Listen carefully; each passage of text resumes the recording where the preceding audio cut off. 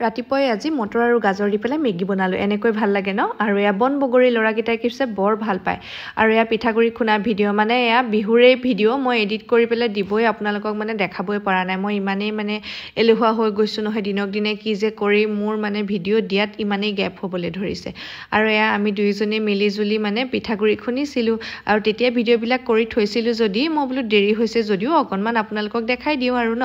video' যদি ইমান কষ্টকৈ কৰিছিলোঁ আৰু এয়া চাওক ধুনীয়াকৈ আমি দুইজনী মিলি পেলাই চাউল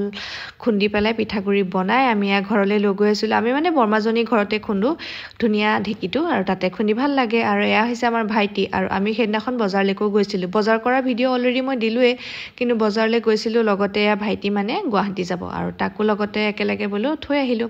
আৰু এয়া ৰেলগেট পাৰ হৈ আমি যাওঁ এই শ্বৰ্টকাট যিহেতু আৰু আমাৰ ৰেলগেটটো মানে ক'বলৈ গ'লে আমি ৰেলগেট পাৰ হ'ব লাগে আৰু সেইকাৰণে আমি এনেকৈ শ্বৰ্টকাট মাৰি গ'লোঁ আৰু